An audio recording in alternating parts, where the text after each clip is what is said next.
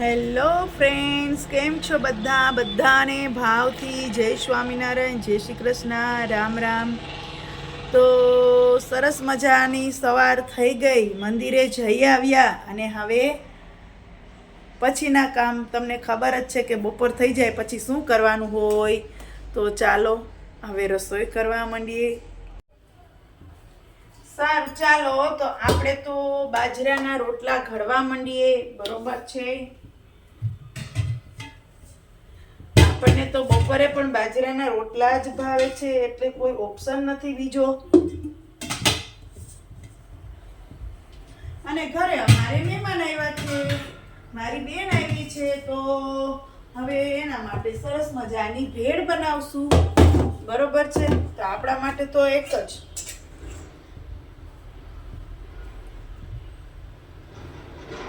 બાજરાના રોટલા.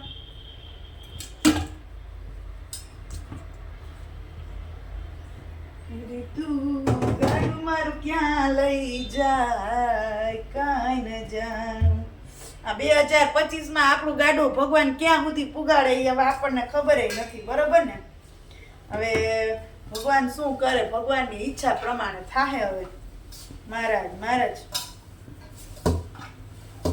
અત્યારે તો ભગવાનનું નામ લઈને કે 2024 તો ગઈ, ચડાવ ઉતાર સંઘર્ષ એવું બધાની લાઈફમાં હાલતું હોય. તો હવે 2025 કેવી જાય છે ને એ જોવાનું છે. બરોબર ને.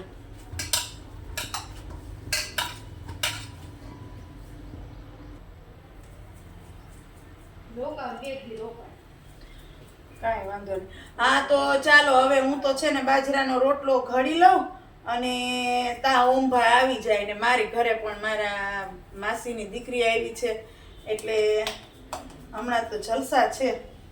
વાતુના વડા છે, ટાઈમે કામ પણ નથી થતું, બે બેનું વાતું વર્ગી જાય, એટલે એવું છે બધું.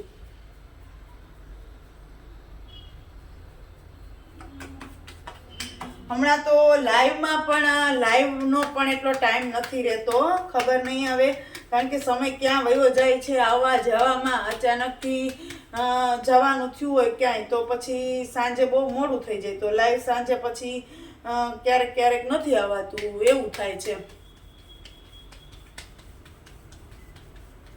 આજે મારે મમરા પણ ચાલો વઘારવાના છે. આપણો બાજરાનો રોટલો ધબેડિયો તૈયાર થઈ ગયો. જો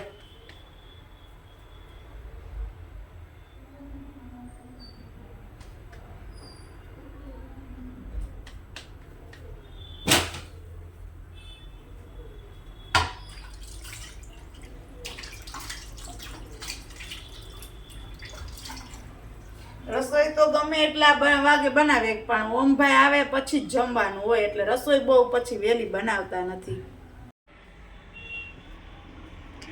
સારું, ચાલો તો બપોર પછીનું શું કામ હોય તો જો આ વાસણનો ઢગલો, પછી ત્યાંથી જતા કપડાનો ઢગલો, એ બધું ઠેકાણે કરવાનું, એટલે બપોર પછીની સાંજ કેમ પડી જાય કાંઈ ખબર જ ના પડે. અને આજે તો જો મેં લાલ મરચાં છે ને મહેમાનને પકડાવી દીધા હતા, ગલ્યો સુધારી દો એટલે અથાઈ જાય, એટલે જો આપણે લાલ મરચાં પણ આથી લીધા. અને વાતાવરણ એવું છે કે એમ થાય કે હવે આજે તોય વાંધો નથી, આજે તો ઠંડી ઓછી છે, આજ બહુ ઠંડી નથી. અને હવે ધીમે ધીમે અમારે પણ જો સમયો આવી રહ્યો છે, એટલે સમયાની પણ તૈયારી કરશું અમે લોકો.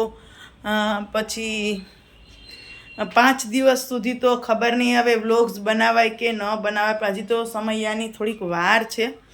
તો આ તો હું તમને અગાઉ જાણ કરી દઉં કે સમયામાં તો પછી જો ટાઈમ હશે તો તમને જરૂરથી સમયાનો વ્લોગ્સ બનાવીને મૂકશું, પણ અત્યારથી તો ના કહી શકીએ. અને ચાલો આજે તો હવે સાંજ પડી જવા આવી, અને જે મારે રસોઈમાં નક્કી નથી થતું કે શું બનાવવું છે. હા બોલો રૂપલબેન.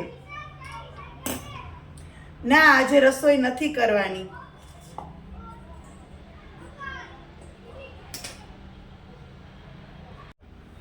એ સોનલબેન શું કરો છો? હા બોલો રૂપલબેન. આજે રસોઈ નથી કરવાની? ના આજે રસોઈ નથી કરવાની. હા તમારે તો હોટલમાં જમવા જવાનું હોય ને તમારો વદાળ થાય.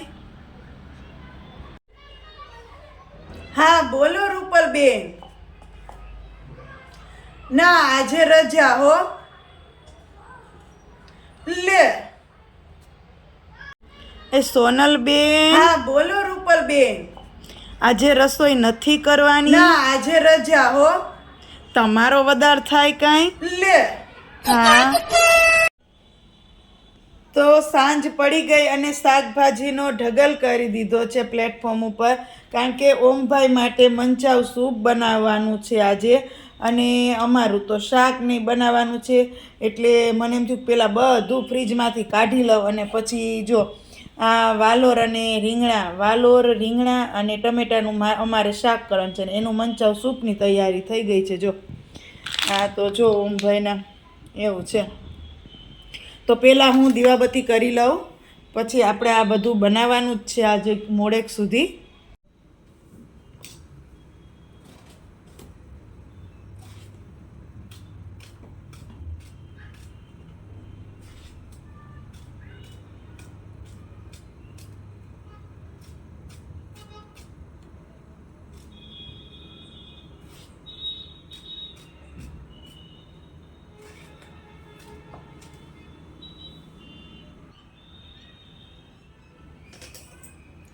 તારી મૂર્તિ જોઈને કીર્તન ગાવાનું મન થાય છે, ગાવાનું મન થાય છે. સહજાનંદ વાલા હરે કૃષ્ણ પ્યારા, હે તારા મારા ગાવાનું મન થાય છે.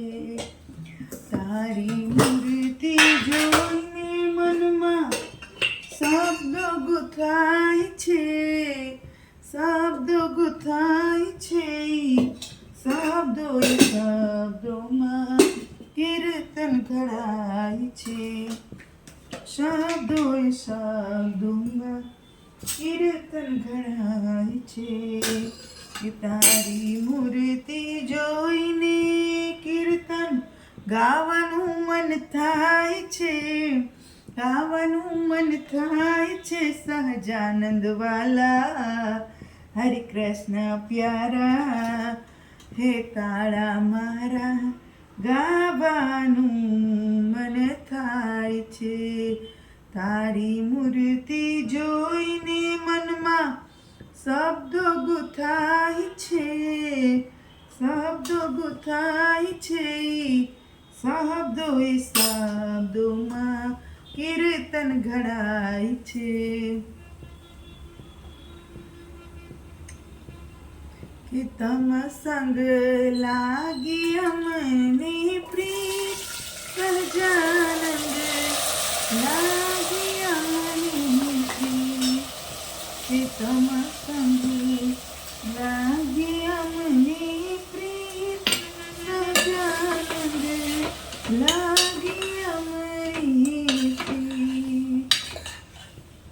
મૂર્તિ બોલે છે કેવું અમોની લાગે છે એવું. મૂર્તિ બોલે છે કેવું અમોને લાગે છે એવું.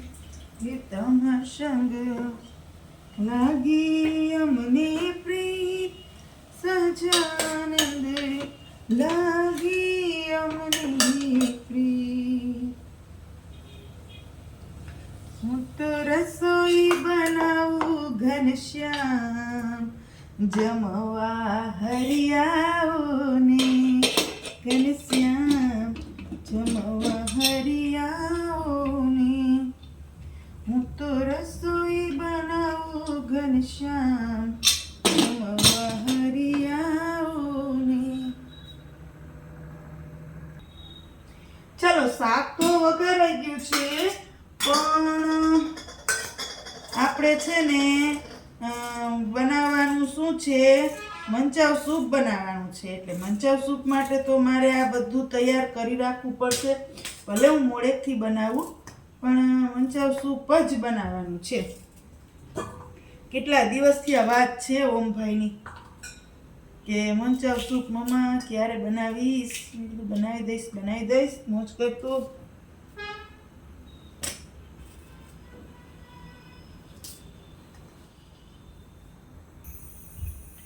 ખરેખર છે ને છોકરાઓને આપણે આ શાકભાજી અત્યારે શિયાળામાં આવે ને તો ભલે ને આવી રીતના આંબાને શાકભાજી ખાય તો આપણે છે ને એને એ કે ને મંચાવ સૂપ ને એવું બનાવી દેવાય.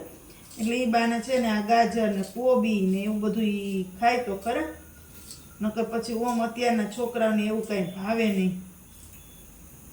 આવી રીતના નવીન કરીએ ને એટલે એ બાને શાકભાજી બધું ખવાય.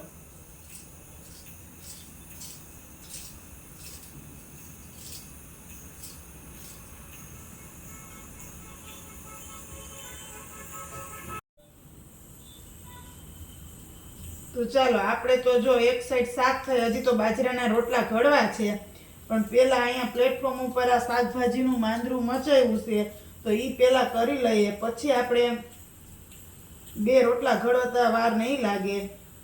એટલે આ પણ એક વખત થઈ જાય તો પ્લેટફોર્મ સાફ થઈ જાય ને.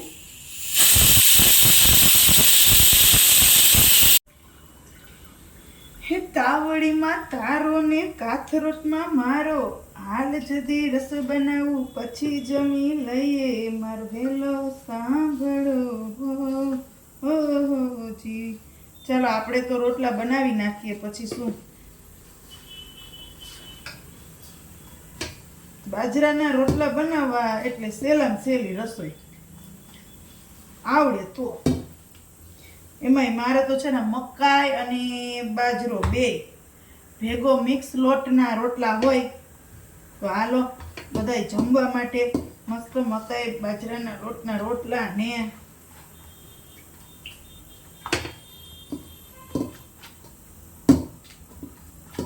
સારું. ચાલો તો અહીંયા હું મારો વ્લોગ પૂરો કરું છું કારણ કે આજે મહેમાન હતા એટલે મારું વ્લોગ્સ બનાવવાનું ટાઈમ ટેબલ થોડુંક ડિસ્ટર્બ થઈ ગયું છે. એટલે કદાચ તમને આ વ્લોગ્સ જોવાની મજા પણ ન આવે એવું થઈ શકે. પણ નેક્સ્ટ ટાઈમ શાંતિથી ઉતારવાનો છે વ્લોગ્સ કારણ કે મહેમાન તો જતા રહ્યા છે. બરોબર છે. એટલે સારું ચાલો જોતા રહો મારા સરસ મજાના વ્લોગ્સ અને સાંભળતા રહો મારી વાતો. ફરી મળીએ એક નવા વ્લોગ સાથે, એક નવી વાત સાથે અને એક નવા રાંધણા સાથે. બરોબર છે.